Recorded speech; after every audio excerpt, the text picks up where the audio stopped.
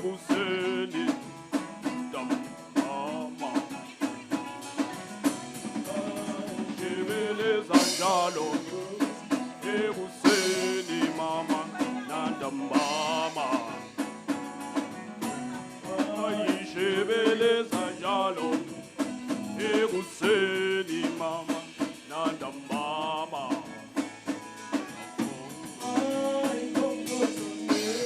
shebeleza shebeleza shebeleza shebeleza shebeleza shebeleza Kongo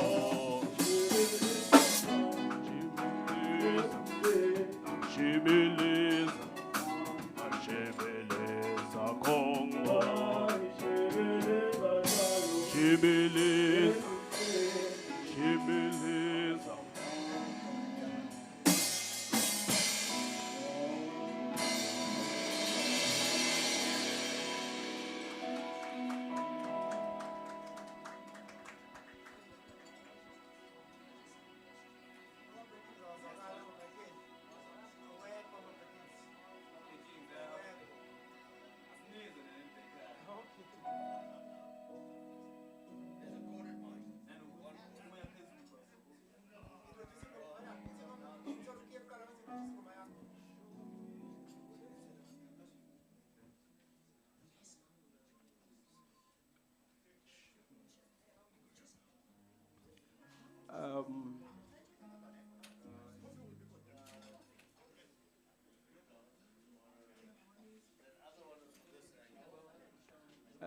The next song is being performed for the first time at this particular conference.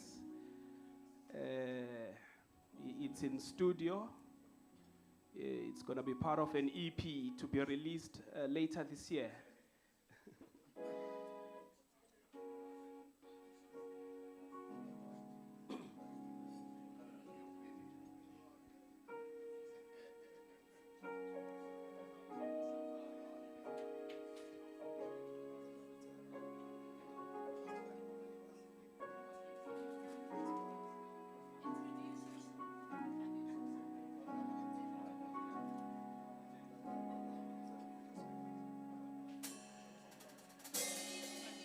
Show me the way.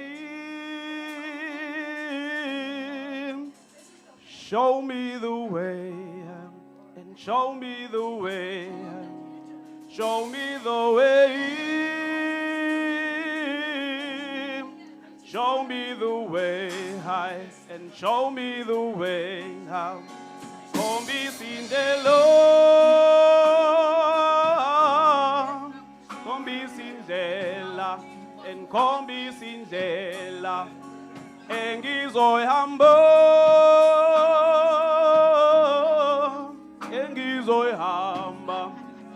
engizoyihamba kombi sindlela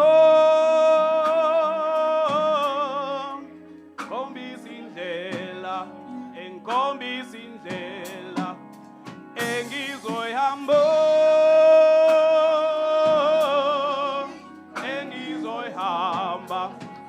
engizoyihamba ngiphe amandla ngiphe amandla okuyihamba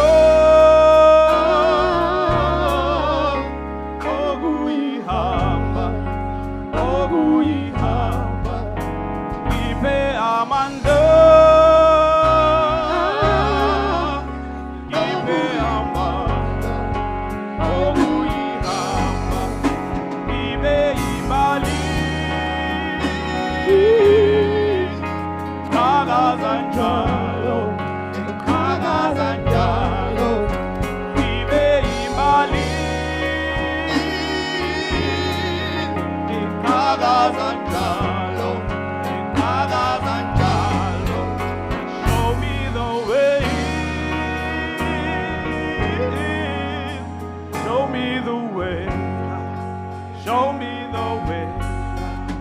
Show me the way.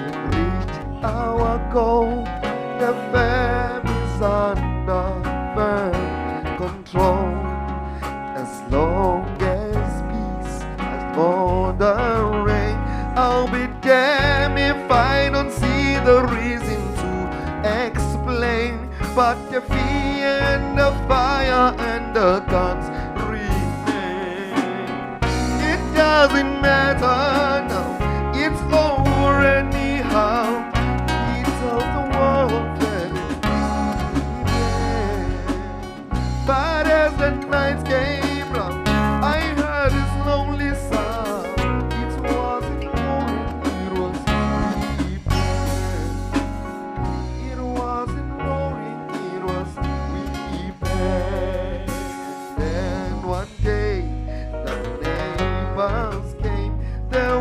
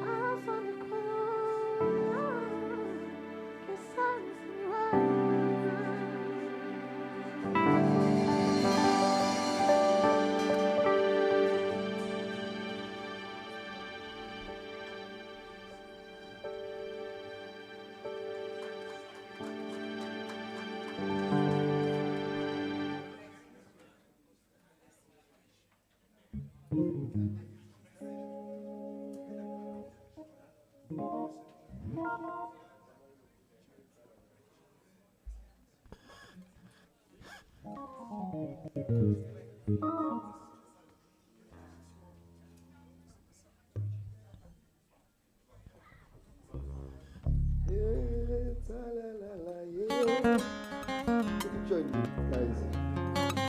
Ladies and gentlemen, I so wish you can sing together. If you can just sing from a very special collection.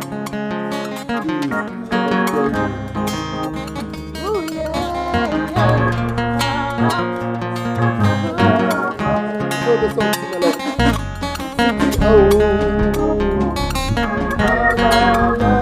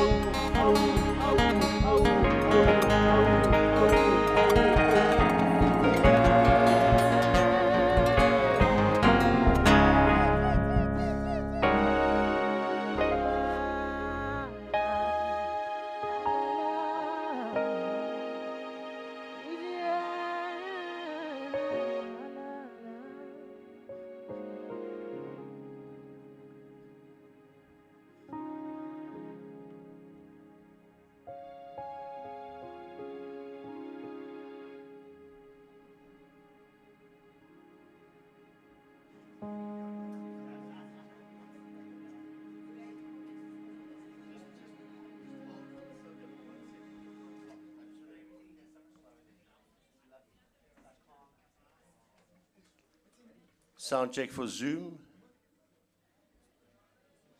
Sound check for Zoom.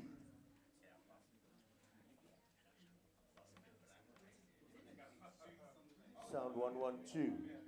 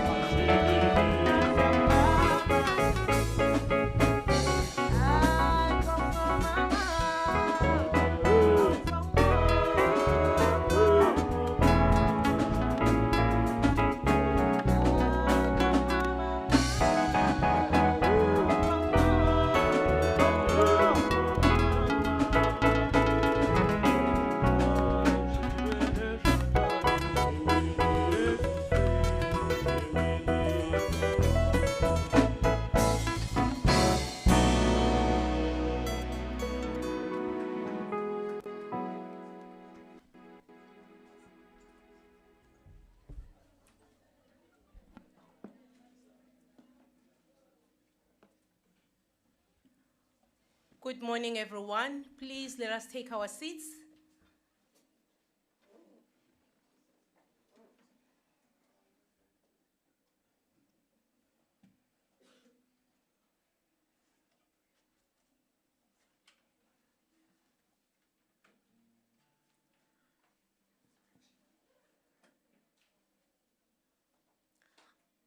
Good morning, everyone.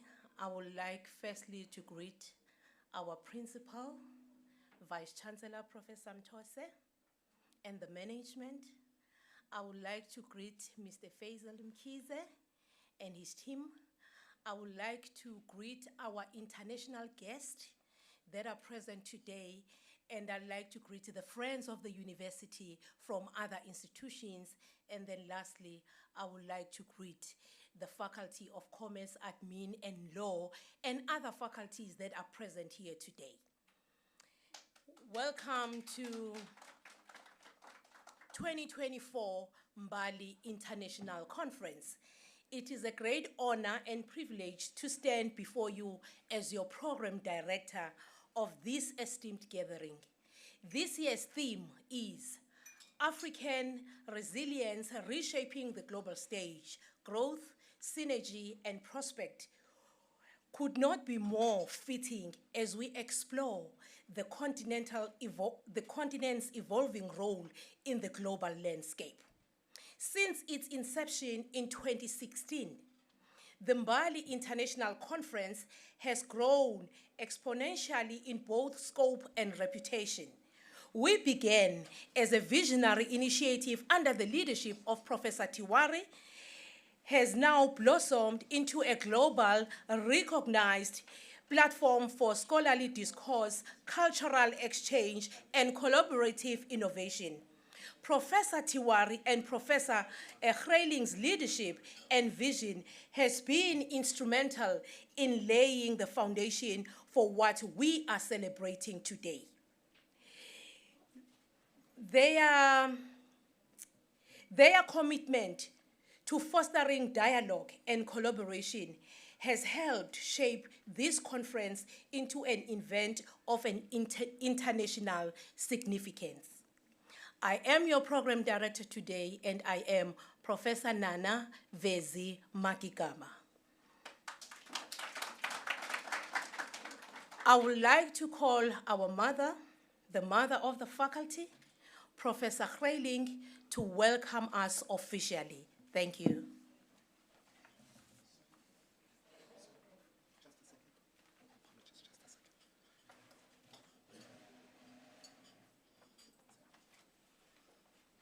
Now that even the furniture are rearranged when I have to move in, you know what?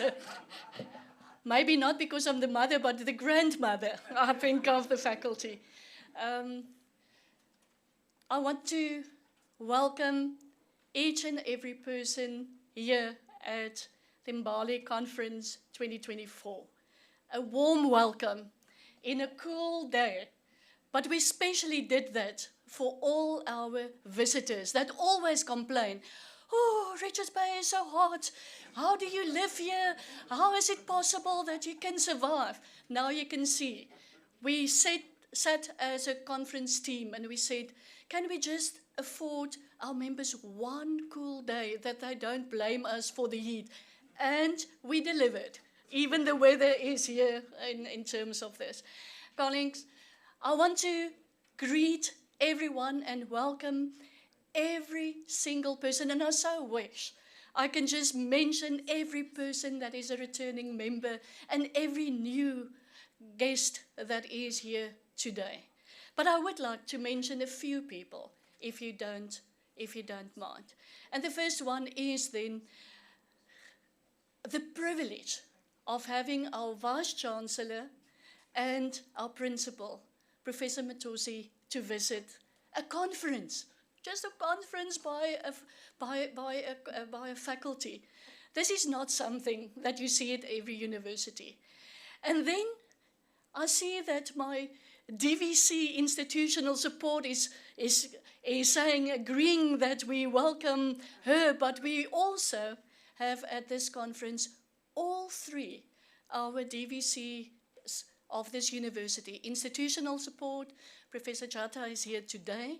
Professor Kuneni, Research and Innovation is here. Prof. Nomlomo is going to be here tomorrow. That is top management that support this conference. Now, if you don't have that, or let me put it in the positive way, if you have that, nothing can go wrong in terms of anything because you have the blessing. But then I also would like to welcome and say thank you in the same time to our friends, our collaborators from ABSA.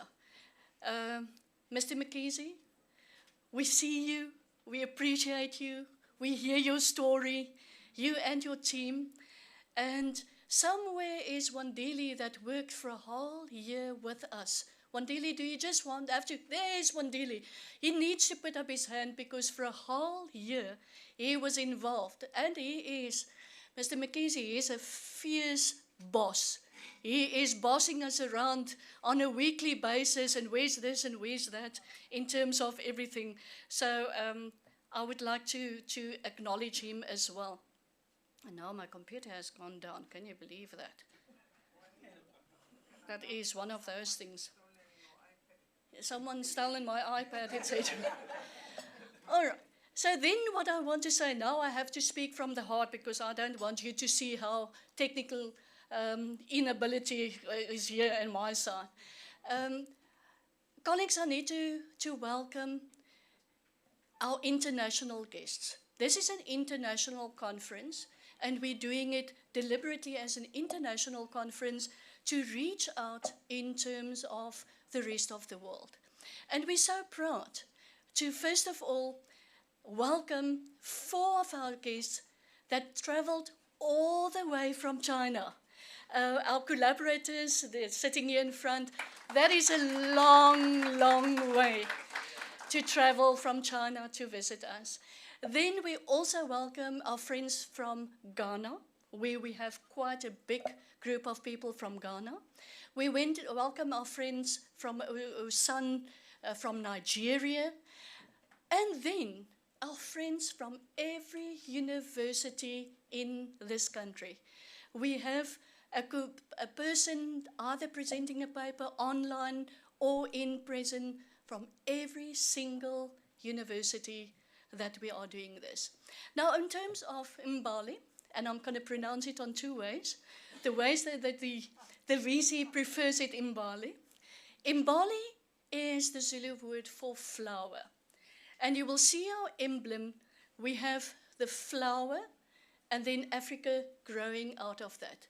Africa blossoming out of this flower that starts as a seed. And then we also have the protea here on the table to remind us all of the time about this Mbali flower. Now, what is interesting about the protea is that it is an indigenous flower.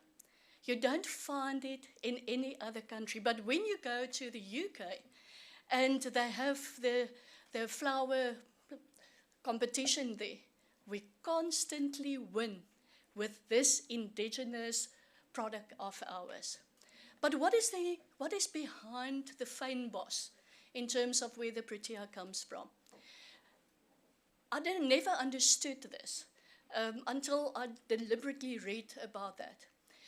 The fynbos, the very ugly shrub that it is basically growing on, has to burn. Every year, this bush has to burn down to allow the seed pot to be open.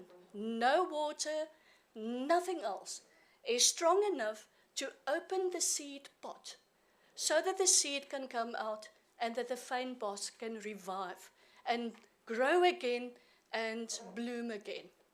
And this is what Africa is. Africa, a continent that were burnt. Africa, a continent that were discriminated against. Africa, a continent that went through a lot of hardship and is still going through that hardship. And therefore, resilience is the theme of this. Because year by year, day by day, Africa is growing, developing, like this seed burning, and out of the seed, the best and the most beautiful originates and grow and develops. So this is our emblem, is the seed of Africa. Now, the other side of it, Mbali, well, I pronounce it Mbali, is an acronym. And the acronym stands for, and I don't know if everyone knows that, the M stands for management, the B stands for business, A, administration, L, law, initiatives. So Mbali initiatives. And this is in line what we are as a faculty. We are a multidisciplinary faculty with all the BComs, accounting, entrepreneurship, HR, the normal BComs. Then we have business, which is very, very active. We have administration, public administration. We have law in one multidisciplinary faculty. And a lot of people would say, that is a very, very strange combination. But it's not. It is the best combination, and I don't know whose brainchild this was. It's way before my time, but I can just applaud them for this combination. We all work on one thing, and to give you the central team. Now, let me start from economics, where I'm. What is economics? Economics is a study of unlimited needs and wants and limited resources. And now everything fits together. This is what everyone is studying. Economics has their way of solving the problem, but this unlimited needs and wants needs to be produced by the businesses. So that is where business management come in. Public admin, government plays a major role, and that is where their role come in. And then law comes in to organize everything in a proper way. So this combination of a multidisciplinary faculty with us now moving into the community engagement, more in terms of community, the industry, etc., we are changing from a multidisciplinary faculty into a transdisciplinary faculty, where all the outside influences is also very extremely important to us. So this is what this conference is. This conference is a multidisciplinary conference. Because when you sit in the stream of economics and suddenly learn something that you never knew in terms of business and how to apply that. And we sit in law, and you suddenly see why they are thinking in this way, but also you're identifying what is the possible problems that needs to be changed. And in terms of law, our VC organized the international speaker not long ago to speak about law.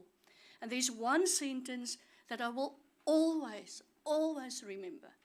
And the speaker said, do you practice law or do you practice social justice?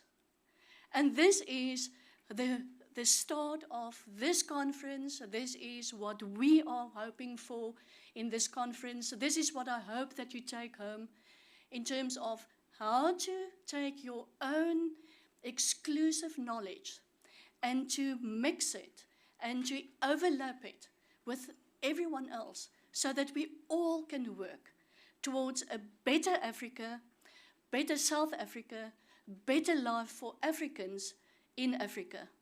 So, ladies and gents, I thank you with this, and may you have an extremely happy conference. May you enjoy it in full. We are not a formal group of people. We like to sing, we like to dance, we like to laugh, we like to hug. We are not formal, and I want you to feel very at home in my UniZulu, your UniZulu, our UniZulu. Thank you very much.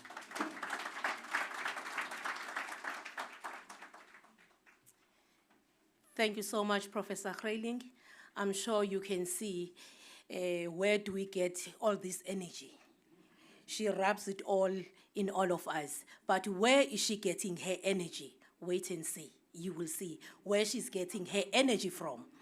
I would like to call the principal and the vice chancellor of the University of Zululand to officially open our Mbali International Conference.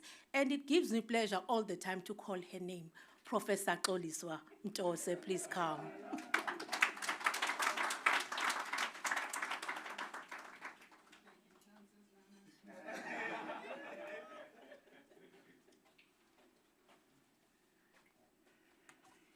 Yes, to the program director, Professor Nana Makekaba, thank you.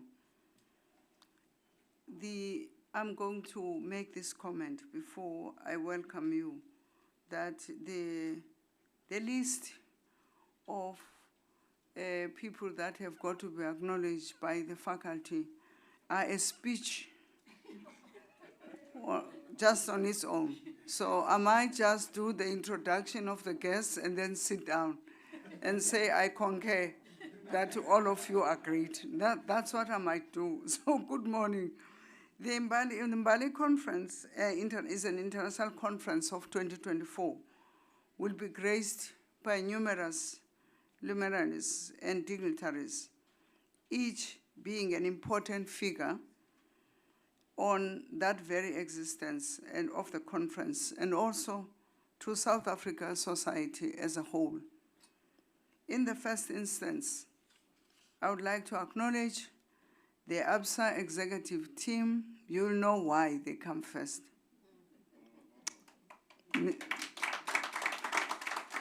They have been our long-standing partners in this journey. We started very small. Now today we call it International Conference. So thank you very much for your support for all these years and the decades to come. Prophesied. Mr. Faisal Mkhize, who's the Chief Executive of Relationship Banking ABSA Group, has been with us from way back 2016, and we'd like to consider him as one of our own. And his ties with the university run very deep.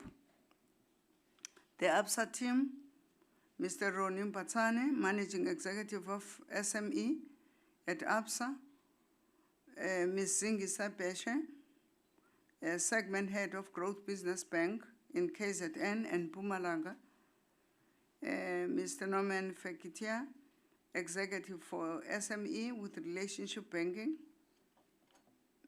yes, here in KZN and Mpumalanga, Mr. Wandile Mkubane, the Chief Whip, in supporting the university in whatever we endeavor to do. I want to thank you. The preliminary and the guest speakers at Mbali will certainly inspire and provoke and stimulate debate among delegates. I understand, Professor Hreiling, that they've each been named and say what they will do, but I looked at the program, and the program has got an abbreviated CV on each one of them. So I'm not going to take that route, but I will say that all the speakers are welcome and they're in your program. So I'm going to move straight to acknowledging others that might not necessarily be part of the speakers. Professor Netswera, Executive Dean of Commerce at DUT and BRICS Research Chair for South Africa, will implicate the role of BRICS and the South African economy.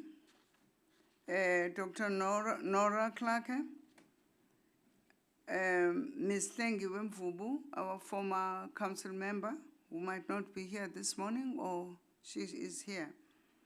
The Mbali Conference is truly international conference, as Professor Hreiling has already alluded to. This can be gleaned from various international universities represented here. It is true a cosmopolitan feel to have you here.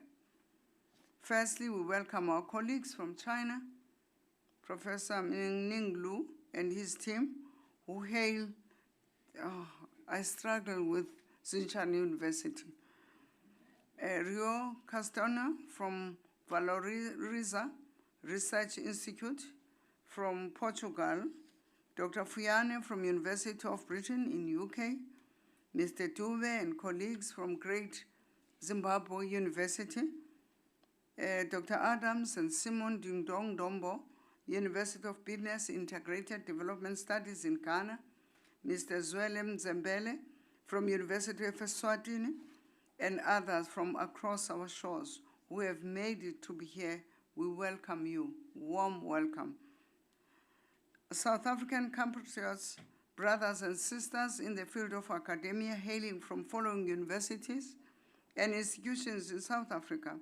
The DUT is here with us, University of KwaZulu-Natal, Cape Peninsula University of Technology, Auditor General of South Africa, Moses Katane Institute, Menkosa, Northwest University, Solplaatje, University Stellenbosch University, University of Cape Town, University of South Africa, University of Fort Hare, University of Free State, University of Johannesburg. I've seen my friends this morning, Professor Marius Venter and Peter from UJ, University of Western Cape, University of Venda, and University of Limpopo, brings full circle of all academic institutions participating in Mbali, and it is truly an international conference of high standard. University of Zululand, oh God, I'll lose my job if I can't acknowledge my deputy vice chancellors. They will say I'll disown them.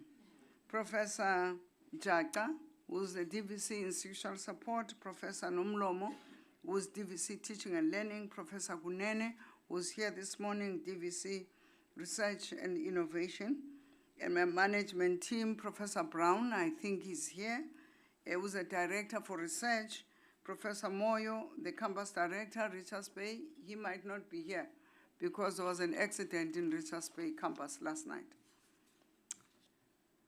Coming back to what I was asked to do, you see what I was telling you, that my just greeting you will be like a paper. I might as well sit down, but I will not. Over the last few years, the Mbali Conference has become one of the University of Zululand's flagship events. That's why I'm here today. The now internationally acclaimed academic forum is well on its way towards establishing itself as a major contributor to knowledge production and scholarship. That being the case, however, begs issues associated with Mbali brand's geographical location in Africa, but perhaps more fundamentally, its epistemic location within the global academic marketplace. With regard to geographical location, I cannot help but to recognize the optimism about Africa, which is encapsulated in the theme of this year's conference, in particular, the notion of African resilience reshaping the global stage. This is exciting. Indeed, some scholars, Adibe 2022, have boldly postulated that there has been an emerging reputation of African resilience that shrinks of the continent's image as backwater of the global knowledge enterprise. Program Director, we must support this apparent trend of Africa bouncing back to reinvent and reposition itself on the global stage. To sustain this trajectory, Africa's resilience must be directed against the ever-present snares of colonial metrics of power. I shall come to this point later. For now, it may be useful to pause and reflect whether the geographical location of the Mbali Conference coincides with its epistemic location. Put it differently, as participants in this conference, what is our epistemological orientations? As scholars in Africa, how do we navigate our praxis around the intricacies of the colonial matrix of power without being complicit in reproducing and sustaining it?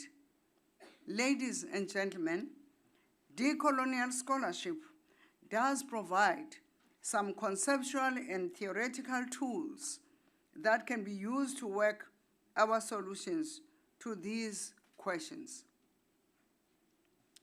It is this that I now turn to.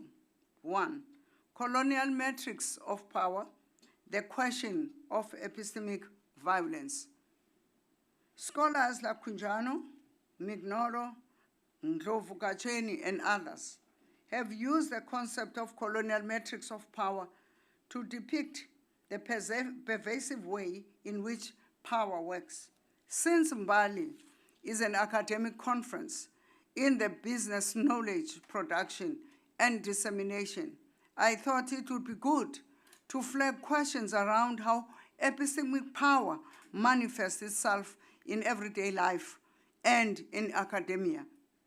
In this connection, I would like to invite us to gear ourselves to confront the consequences of epistemic violence within the coloniality of knowledge production. In terms of epistemic violence, for decades, colonial scholars have argued that epistemic violence is not one of many forms of violence perpetrated by colonialism. From Fanon 1961, political thought, we've learned that colonial violence, I will now quote, governed the ordering of colonial world, which tirelessly punctuated the destruction of the indigenous social fabric and demolished the country's economic lifestyle, close quote. As aspect of colonial violence, I would like to highlight here that which subjugates the minds of the colonized. Ngugi Waitong's idea that it did so by invasion of the mental universe and the colonized inflicted epistemic violence. It is argued that this form of violence, among other aspects of life, killed the following: existing endogenous knowledges, epistemicides; existing indigenous languages, and imposition of colonial language, linguicides; existing indigenous cultures and setting about afoot cultural imperialism, culturicides. The list goes on, but my purpose is not to cover all of them. Allow me to raise some salient manifestations to be borne in mind as the conference proceeds. The manifestation of epistemicides. Decolonial scholarship has revealed a number of areas in which epistemides manifest in our everyday lives as Africans, 2 of which can be considered about epistemic location and relevance. In terms of epistemic location, Ndlovu Kacheni 2021 has argued that one of the most outstanding and enduring reverberations of epistemicides resided in Western Europe, becoming a major and dominant locus of enunciation of modern knowledge and education, not as geography, but as epistemic and linguistic formation. In other words, the epistemic center, the locus of enunciation or epistemic location of knowledge of education in former colonies is Western Europe. They achieved their locus and enunciation status through, among other things, European imperial languages, which included English, French, Spanish, Portuguese, and others. Indeed, as you can see, the language of deliberations of this conference is colonial English. Nevertheless, what is important now is to recognize that the process interfered with African modes of knowing, social meaning making, seeing, and knowledge production, and their replacement with Eurocentric epistemologies, disregarding and marginalizing other traditions. Now, as delegates of Mbali Conference, trained in Eurocentric epistemologies, where do we stand with regard to epistemic location? What epistemic prisms do we use in the production and dissemination of knowledge? How relevant is the knowledge we produce for addressing the material conditions of people in our geographical locations? I heard Professor Kraling claiming this space of knowledge as interdisciplinary as the faculty stands, but my question still remains, in your presentations and deliberations in this conference, how relevant is the knowledge you will produce for addressing the material conditions of our people in our geographical locations? As you ponder these questions, let me share with you Ndlovu Kacheni's 2017 ideas, which might give pointers to the resolution of the situation. He argues that Africans must see Africa as a legitimate epistemic base from which to look at the world, not the other way around. Consistently endeavor to shift the geography and biography of knowledge, because what masquerades as global knowledge has its center in Europe. That center has to be moved so as to privilege Africa-centered knowledge. The other point he raises is invest in rethinking, thinking itself as part of launching epistemic disobedience to the Eurocentric thinking. Reject it, refuse it, resist it. Open themselves up to the process of learning, to unlearn in order to relearn. That's what I mean by saying resist the Western knowledge so that you bring in the African knowledge into the space that you are in. One might further argue that by undertaking these initiatives, Africans would be creating their own canons of knowing that could make contributions to reshaping of the global knowledge enterprise, and by implication, the production of relevant knowledge. In terms of relevance, which is my second point under this, another manifestation of epistemic violence is relating to the question of relevance of the knowledge that is produced in universities in Africa and academic forums such as the Mbali Conference, given the seemingly overwhelming consequences of Western epistemic violence. It would not be an overstatement to conclude that the crisis of relevance of education in Africa has its roots in Eurocentric epistemologies, which have designed to dominate the colonized in Africa and the world over.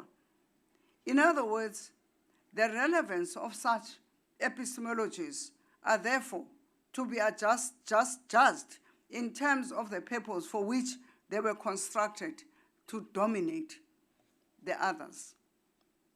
This means that Africa cannot rely on Eurocentric epistemology, as they were not meant to serve African interest. In addition, Ndlovu Kacheni argues that Eurocentric epistemologies have been exposed for their catastrophic failures to anticipate, let alone solve, a myriad of world problems. For example, financial environment, ecological, medical, and so on. The COVID-19 a few years ago, in a case in point that took the world by surprise, illustrating the fallibility of Western knowledge. He concludes, Ndlovu Kacheni, that, open quote. It would be naive for people of the global south in general and Africa in particular to continue looking to Europe and Northern America for usable knowledge, relevant ideas, critical theories, and solutions to modern problems, close quote. He suggests that the solution lies in epistemic liberation, which he outlines in a charter entitled, Seeking Ye Epistemic Freedom First. This reminds us of the biblical verse on seeking the Lord, which goes thus, but seek first the kingdom of God and his righteousness. On all these things will be added unto you. Amen. I'm not going to preach. I'm tempted, though, at this point. I think by seeking epistemic freedom, we will benefit by gaining our humanity and the ability to produce relevant knowledge. Knowledge production, the question of academic identities. As I have pointed out above, academic conferences such as Mbali are spaces and moments for the creation and dissemination of new knowledge, as well as for social interaction and for the establishment and development of networks among scholars. Given the symmetrical location of initiation and to attend insidious and epistemic violence, I would argue that the Mbali conference is also a moment for re-examining our identities as African scholars. Without delving deep into the concept, the notion of identity denotes an individual's negotiated ontological status, an infection concerned with human in everydayness of being in the world. Barrow 2022 postulates that one's identity is a work that is never completed. It is a dynamic construct which arises from person as well as social context, among other factors. Your identity is a social construction, which therefore stands to reason why the Western knowledge is resisting to leave you, because you are constructed to believe in it. And today I'm encouraging you to say, you too have got something to contribute to the space of knowledge without making the Western knowledge bigger than you as African people. With regards to African identities, Zulu 2022 has argued that context plays a significant role in how academic identities are created in higher education institutions. Academics have generally been seen to construct their identities around colonial disciplinary boundaries, which form critical features of coloniality of knowledge production. And we pass that on and on and on because it is a social construct, but I don't justify it this morning. Quan 2023 has argued that the boundaries are distinguished and policed by distinct epistemic repertoires, encompassing, among others, epistemological beliefs, theories, and modes of inquiry, and other epistemic infrastructure in which academics are socialized and map their career advancement, as well as identity development as a scholar, a researcher, teacher, social activist, and so on. Given the fact that academic identity formation takes place within the context of these colonialities subsumed under the category of epistemicides, it becomes important to interrogate and be aware of what it means in terms of two sets of the implications. One, how the colonial epistemicides have shaped their identities as scholars in Africa, and how they reclaim their positions as epistemic subjects, not objects, who have both the legitimacy and capacity to look at and interpret the world from their own regions and lived realities, if so like your lived experiences. Number two, Bunting et al. 2023 have brought up another angle where one of the key effects of coloniality inflicted the epistemicides results in a tension of on one hand, pursuit of excellence, where academics strive to advance frontiers of knowledge based on Eurocentric canons, and which may be the academic engaging in esoteric academic projects of no or limited social values. For example, NRF rating, the identity of a rated researcher, and so on. On the other hand, dealing with the struggle to transcend Eurocentrism and construct an Afrocentric scholar identity producing relevant knowledge capable of use in addressing the needs of African lived experiences. There is no third hand. I said first hand, then on the other hand, period. To sum up, I like to raise 2 points. One's epistemic location, context, forms a large part of one's academic identity. It turns one's academic identity must be considered when explaining not only the forms of resilience and resistance enacted against Eurocentric hegemony in knowledge production, but also that kinds of knowledge that are produced and its relevance for use in addressing challenges of humanity locally and globally. In conclusion, given the seemingly intractable colonial matrix of power in which we work, I would like to invite you, as part of your contribution, to participate in the bold initiative that UNIZUL has embarked on, that of creating an African university, which is a node for African thought. It is an epistemic decolonization journey that seeks to remain and reclaim, recenter the African knowledge enterprise, and create a new identity of African thinkers producing Afrocentric knowledge.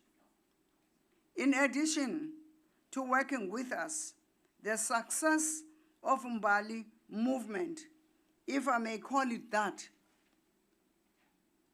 will ultimately be judged by how it traverses the terrain towards realization of the theme of this conference. I'll be watching and I'll be reading, I'll be listening wherever I am. And I would like to judge this conference on the basis of the theme that has been proposed for this conference.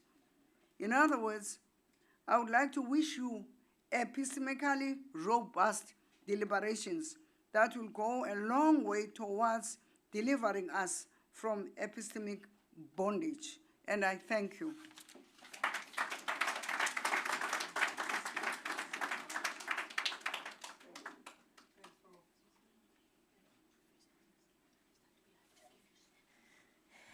Thank you so much, Vice Chancellor.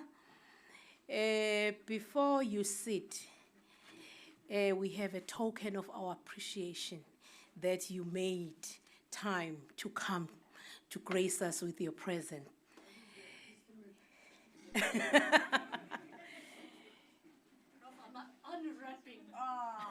That's beautiful. This is Africa. Now you guys are wrong. Thank you. Thank you, Vice Chancellor.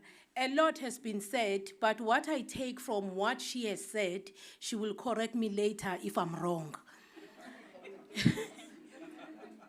She is saying, how relevant are we in terms of bringing solutions to our social problems and problems in South Africa.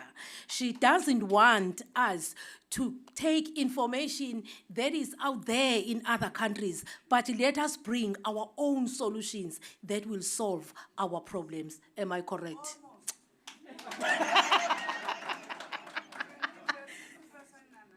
75 at least. Thank you. Do you see where Professor Kreiling is getting her energy from? I would like to call Professor Kasserem the man of the hour, the man behind this whole thing, to come and introduce our guest speaker. Thank you, colleagues and guests and visitors and presenters. All protocol observed. I feel very humbled. I tried to keep a low profile, but the big mama of the faculty insisted she changed the program to put my name at this slot. But I feel honored to introduce Mr. Faisal Mkhize, Chief Executive of Relationship Banking, the ABSA Group.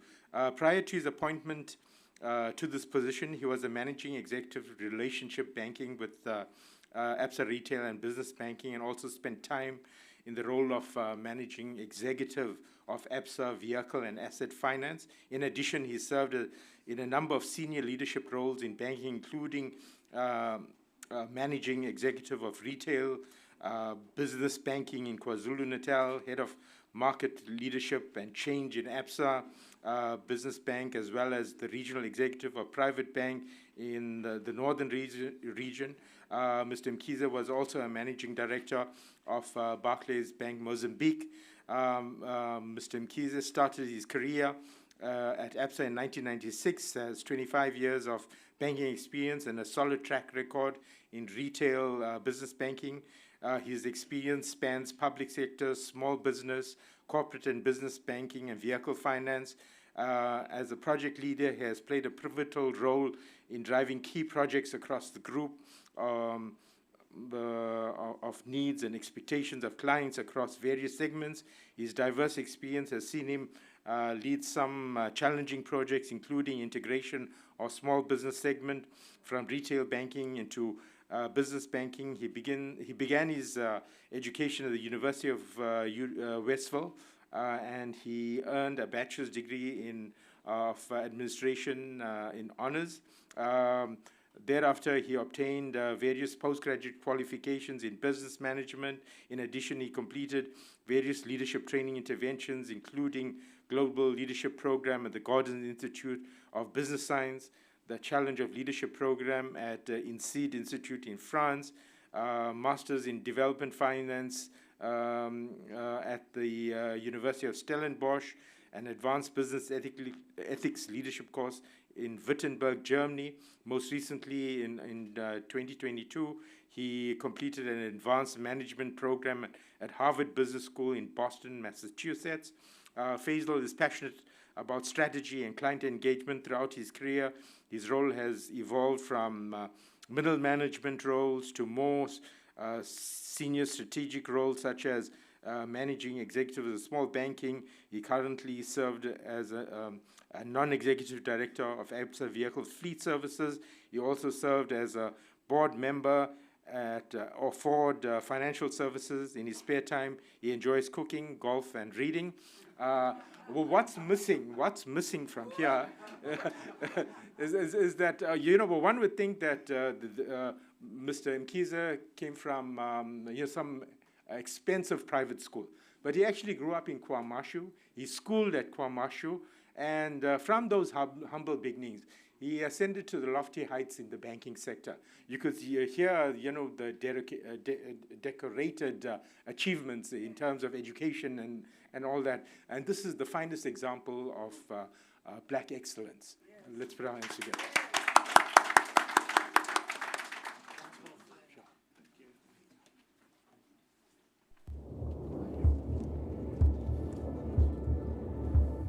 Our stories begin right here, and we never write them alone. Sometimes we write them with someone who puts our story first, other times with someone who puts their own story first. There'll be pages we love to read again and again, and some we'll barely remember. Sometimes we feel like the hero of our story, and other times, not. There are stories of dreamers, stories of creators, stories of strivers, stories of believers, and we're inspired by them all. That's why we invite you to write your story with us. Your story matters. Good morning, Program Director, for the opportunity. We remain very grateful given to us from the banking side, and Prof, our Vice Chair, the head of the school, for the opportunity just to be part of this significant occasion this morning, and also to the leadership of the university and all the heads of respective departments and dean. We feel honored and privileged that you've invited us to join this engagement this morning. And I must just say that one of the things that I've observed since, sitting down and listening to the presentation is that I feel very small here. The reason why I feel very small is that I'm not sure when last I was in the company of such strong academics and professors with, very, very rich knowledge about the world we're living in. And I think it also make it difficult for me to say what I want to say. But by the way, because I'm here now, I'm going to get on and also maybe just give you a perspective with regards to what is our view with regards to this particular conference and where we find ourselves as a world, and also specifically to South Africa. So, ladies and gents, as a bank, we're very strong around partnership. We believe that in order for us to sustain our future, it is very important that we are very clear with regards to supporting and forging partnership with a number of stakeholders in environments in which we operate. And I think if one looks at the history that we have with regards to this university in particular, it's very rich. I recall that in my youth, I used to be a relationship person looking after this university from a banking side about 20 years back.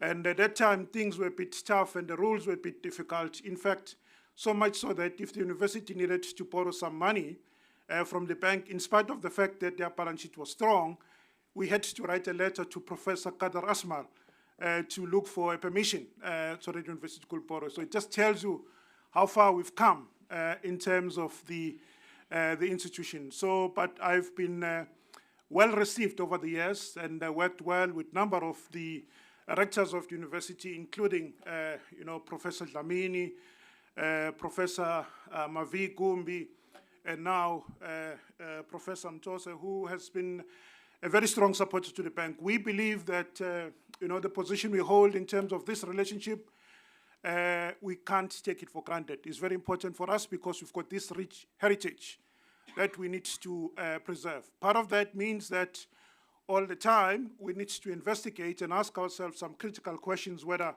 are we still relevant in the business of the university? Are we just a bank? Or do we look for opportunities in which we can support each other, work, and finding possible solutions our country requires in terms of making sure that the world becomes a better place.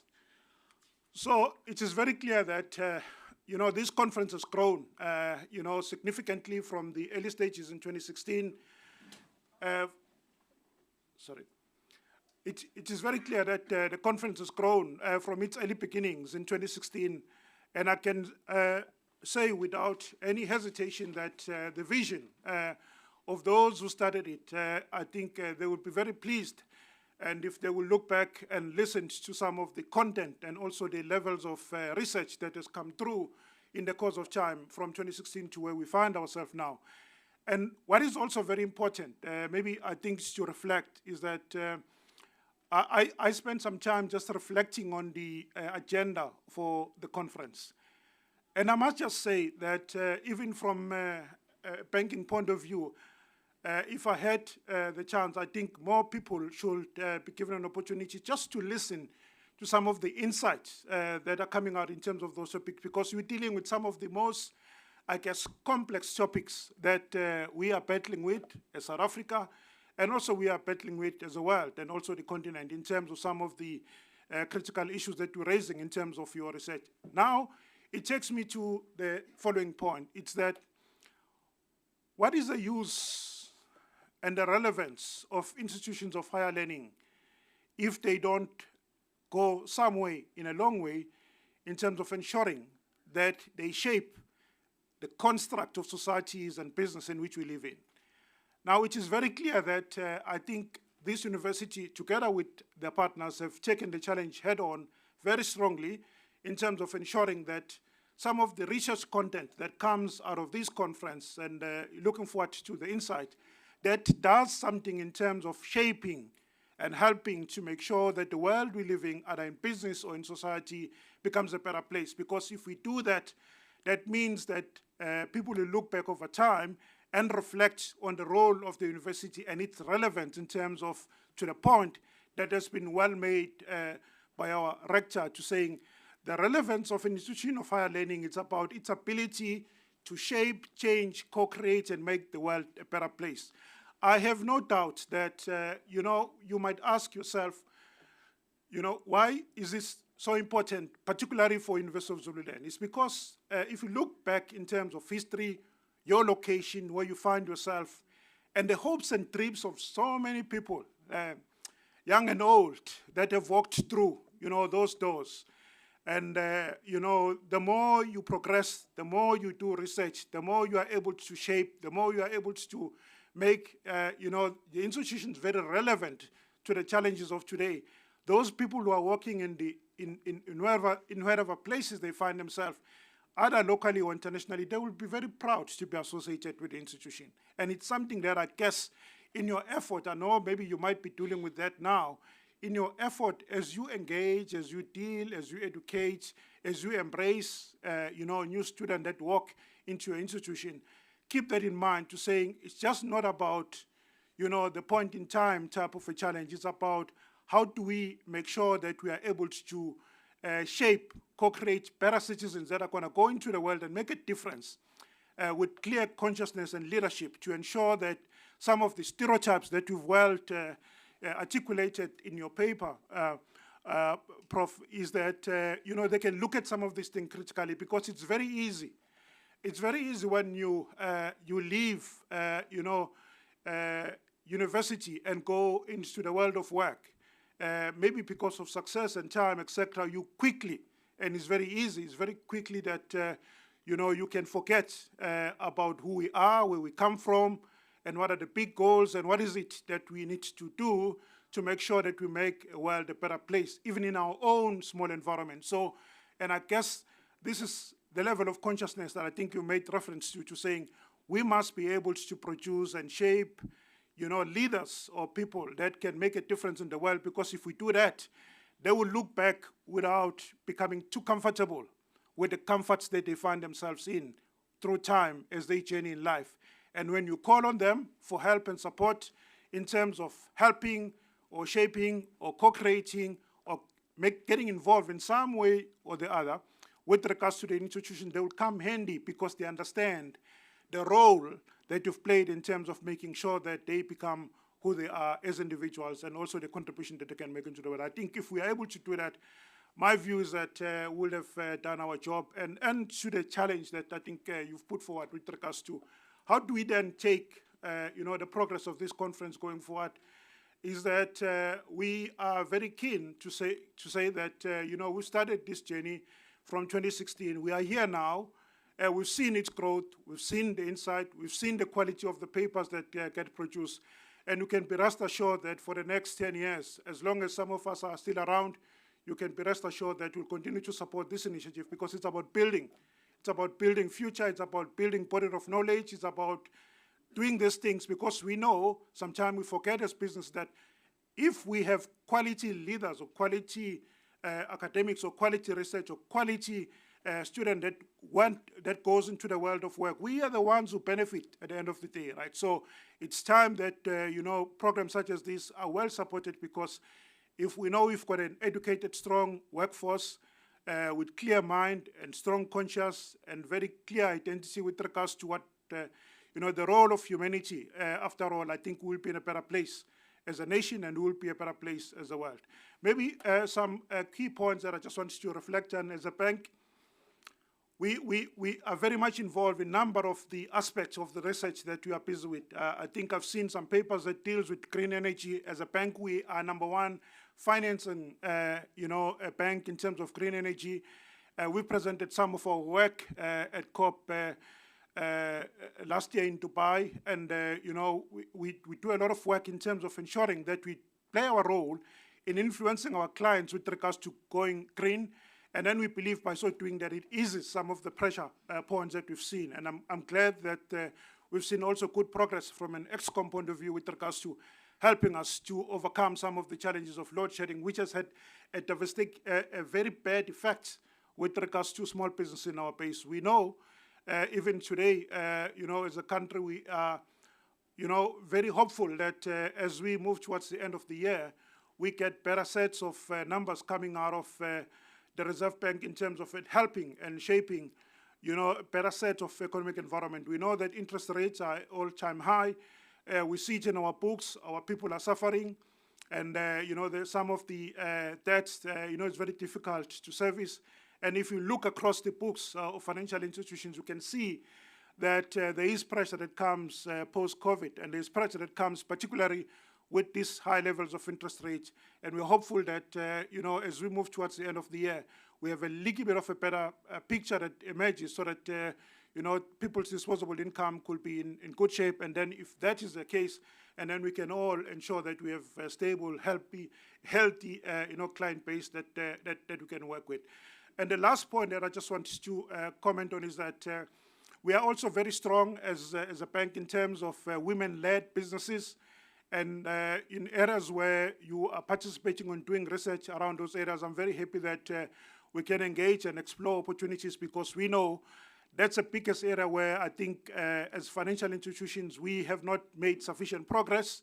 In as much as we've done investment, we're looking for more opportunities where we can showcase our capabilities, because we know if we work together and collaborate, we have a better chance of making a difference in society that we live in. So what is left of me, Prof, and the delegation in your conference is just to wish you well in your effort, looking forward to some of the insights from your papers. I hope that some of the research that comes out of today, we can, take advantage of them as a bank, and also come up with some sort of what does this mean? Because one of the challenges that we find, particularly in the KwaZulu-Natal province, some of the, and not only in KwaZulu-Natal, in fact, we've seen quite a bit of it in the Western Cape and other parts of South Africa. The weather pattern calls for us to invest quite a bit in research, because if we don't understand some of the trends in the weather patterns, it might mean that some of these largest investments that we do might not give us the required returns over time. And that's an area where I think I will encourage people to look at and help us to ensure that we understand this space a little bit better than we currently do. Thank you very much.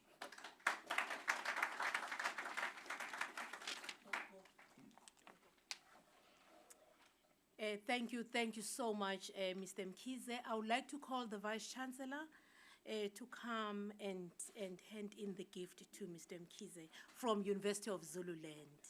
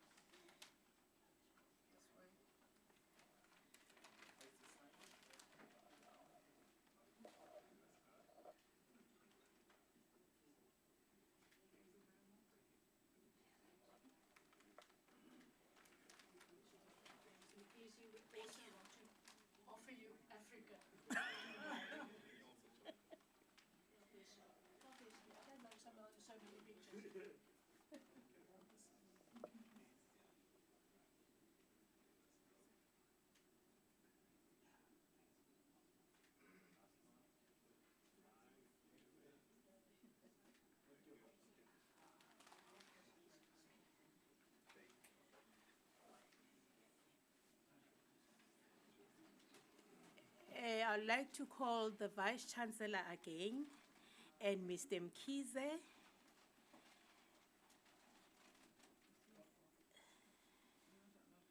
Now it's the vice versa. Mr. Mkhize would like to give the Vice Chancellor a gift.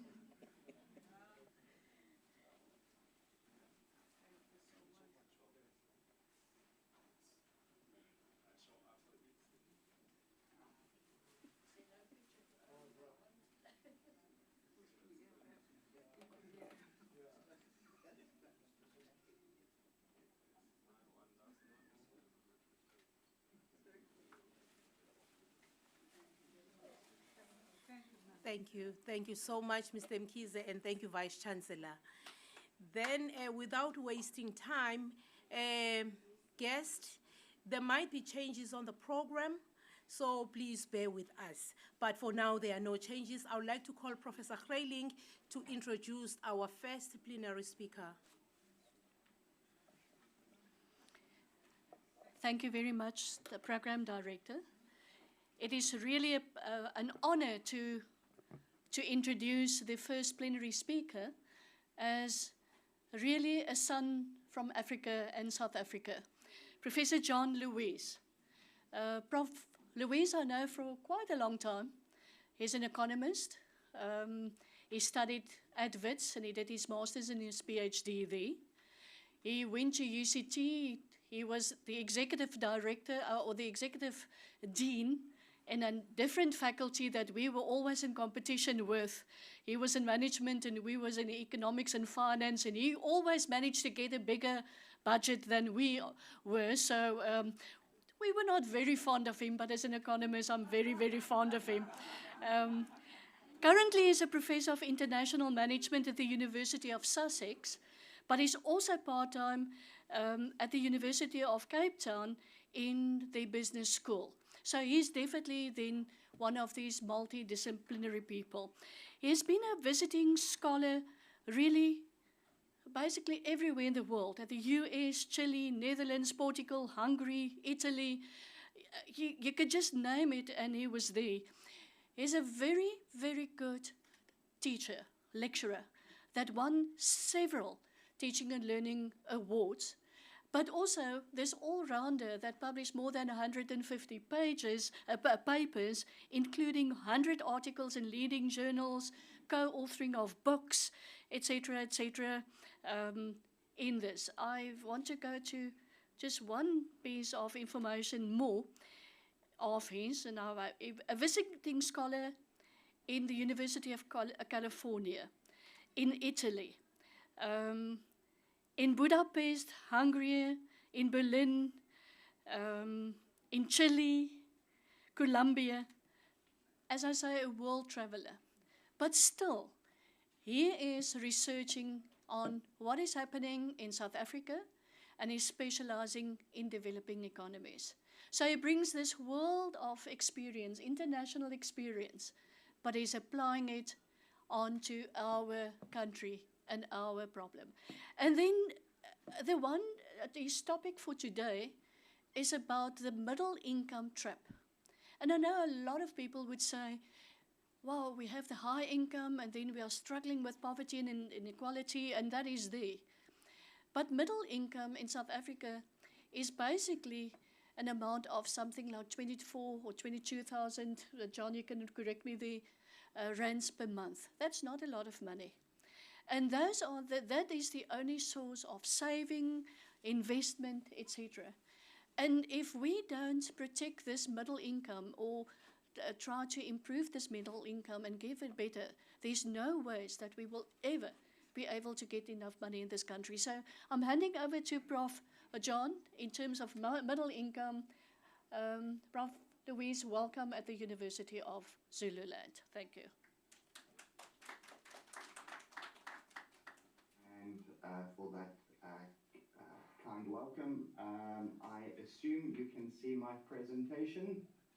We can, thank you. Great, thank you so much. Okay, so I'm delighted to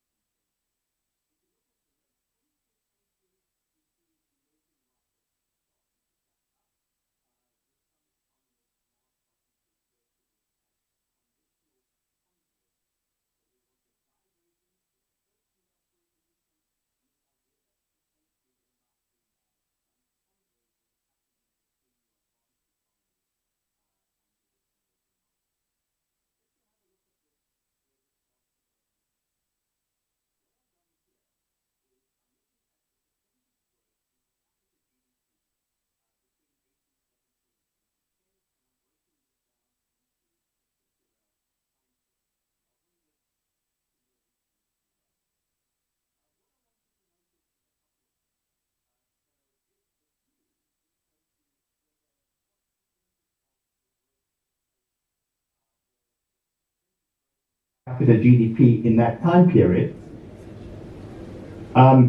What you'll notice here is, sorry, there's just an echo.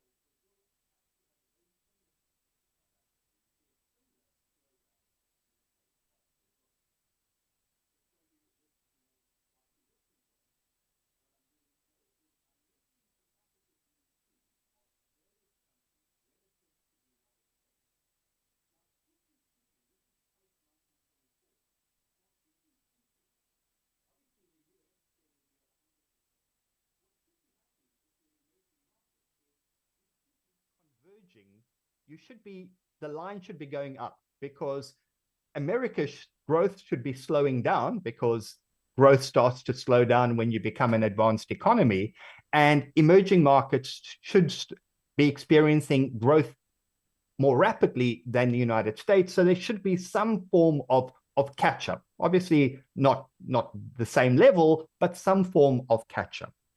Now, if you look at South Africa and Brazil, well, first let's look at Japan and South Korea. So if you look at Japan, you see the extraordinary growth of Japan post-World War II. And then, as we know, Japan has experienced a very rapid growth slowdown since the 1990s. If you look at South Korea, no sign of a slowdown. This line just has continued to grow. So South Korea really is a country to look at if you're trying to think about how to overcome middle income traps. We have the extraordinary implosion of Argentina over the 20th century. That's a story on its own. But I'm going to just look at Brazil and South Africa. So South Africa is this blue line here. We start at around 20% of GDP. You can see that our per capita GDP was higher than that of South Korea at the time and was higher than that of Brazil. So the brown line is Brazil.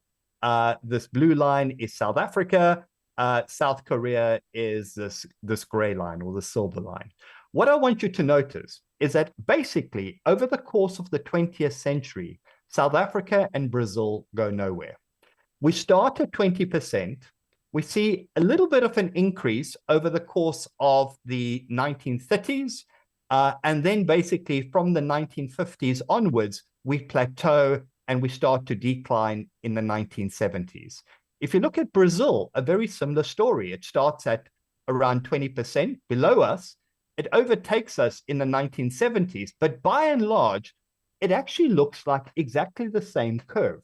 And this is why I always say, Brazil and South Africa they're cousins because we behave very, very similarly. Our economic structures are similar. The sort of problems we face are very similar as well. If we look at this in more recent terms, we look at the period from 1975 onwards, you can see that actually South Africa underperforms enormously relative to all other emerging markets. The only country that we outperform is Argentina, which is very faint praise. You can see Brazil likewise experiencing very slow growth. And if we look at this in South Africa from 2009 onwards, we know that South Africa experienced quite rapid growth between the so-called Mbeki years, the late 1990s to around 2007, 2008. But if we look at the period from 2009 onwards, you can see that South Africa underperforms every country. In fact, it even underperforms Argentina. Now, why does this happen? So as countries develop and wages start to rise, so they need to transition to compete more effectively on the basis of quality and innovation. So I'm just going to move you onto this side so I can see. So they need to compete more effectively on the basis of quality and innovation, which requires a more sophisticated skill sets with higher levels of human capital.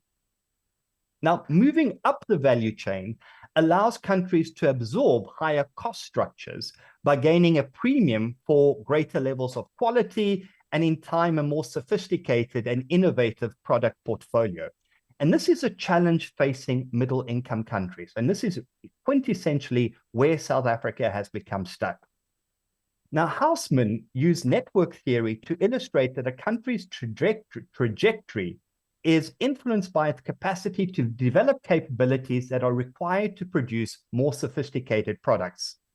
And they thus see development not only as a process of producing the existing product set more effectively, but also acquiring new complex capabilities to develop new products with higher levels of productivity to do so. What this literature argues is that not all products matter equally for growth. And countries which have successfully transitioned out of middle income status are those which had more diversified, sophisticated export baskets, which allowed them to leap to higher levels.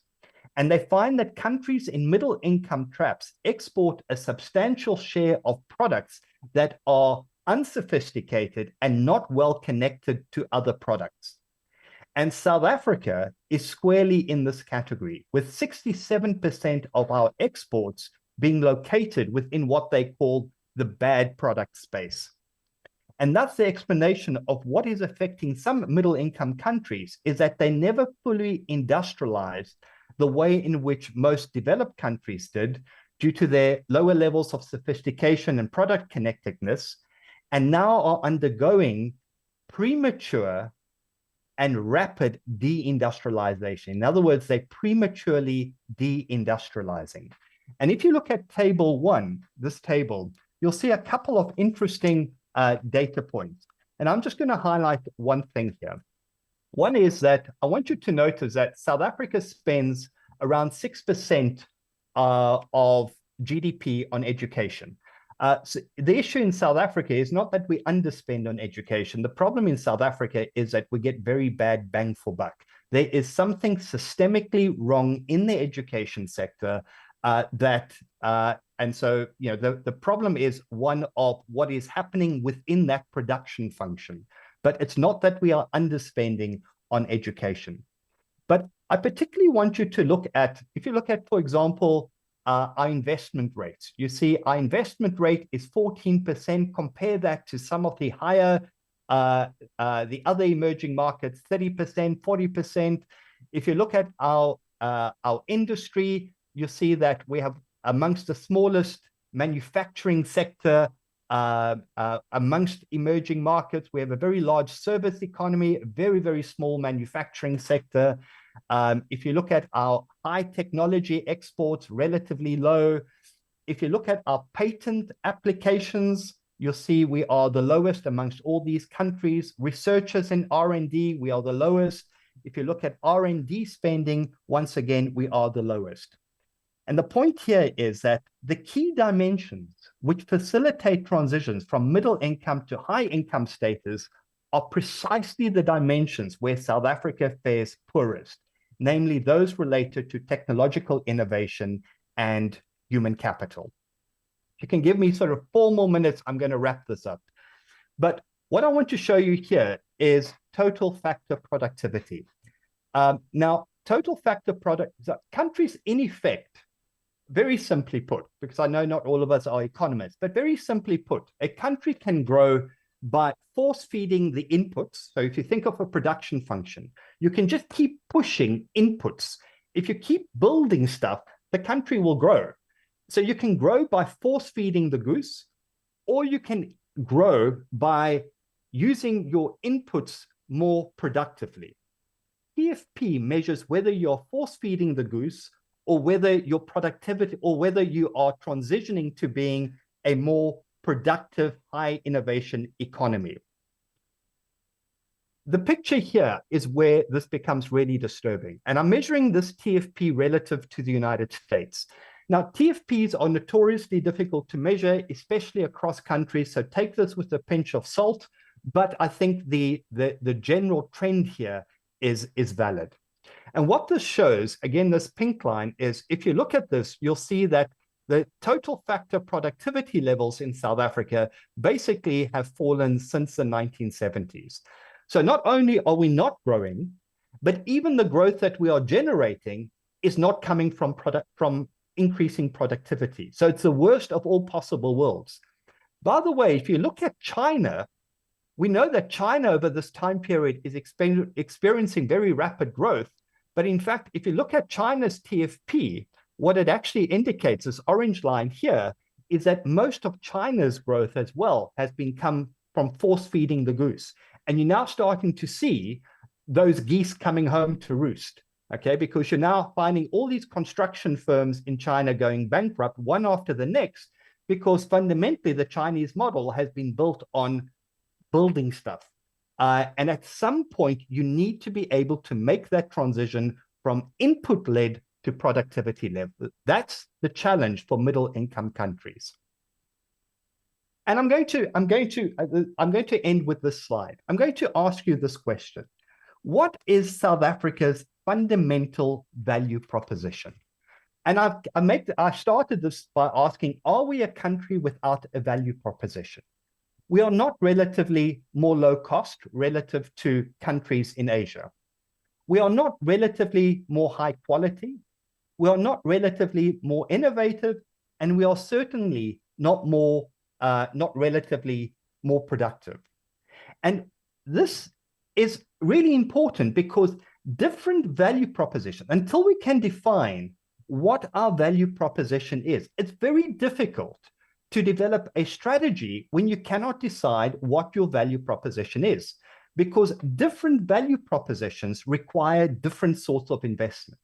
If you can tell me where South Africa wants to play, then I can tell you what a feasible growth strategy is. So the problem at the moment is that, for example, if we're wanting to move up the value chain, we need to sort out the education sector because, we need to increase our levels of innovation. We need to increase the quality of the human capital. But as I've demonstrated, the issue is not that we're underspending on education. And we seem unable to turn this around. And so really what I'm leaving you with is to say, until we can answer what our fundamental value proposition is, the country will find itself squeezed from below and squeezed from above, which is quintessentially the middle income trap.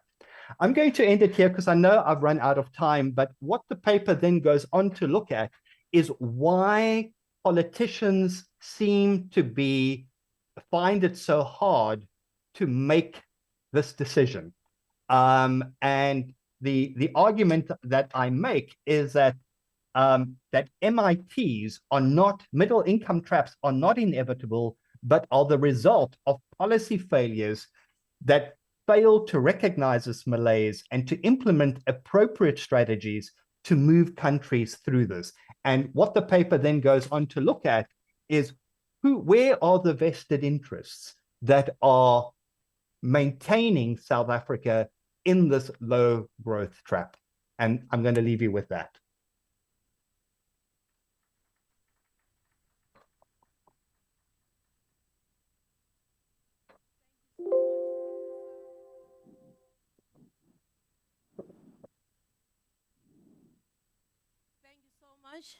Professor John, for a thought-provoking presentation.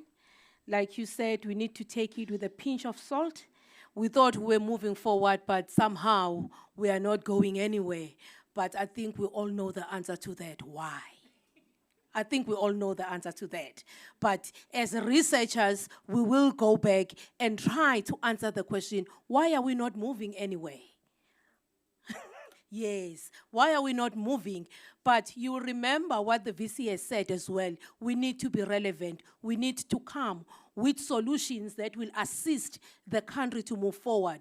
So let us be relevant. Let us create research that will have an impact, not just for the mere publications. Let us publish and publish. But we want to go challenge the policymakers, challenge the policies, and change the policies that are there so that we are able to move forward as a country and as a continent.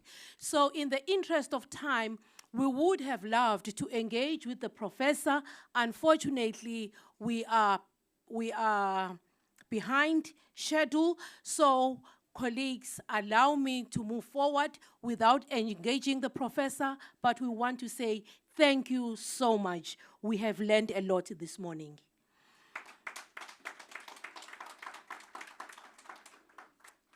Now, the room, this particular room will be divided into three. We'll have room 1 from where I'm standing. In the middle, there will be room 2. Then at the end, there will be room 3. And then outside, there is another room for another room for session 4 for the 4th group. So we will have our short break where we will have to nibble outside.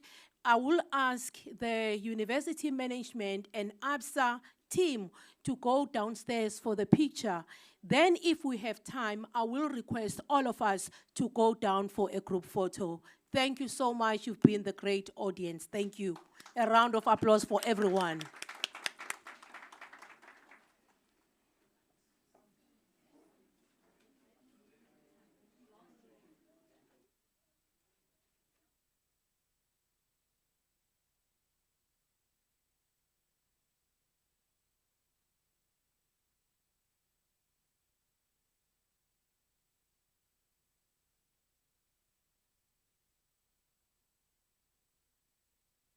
Colleagues, can we be back at 11:15, please?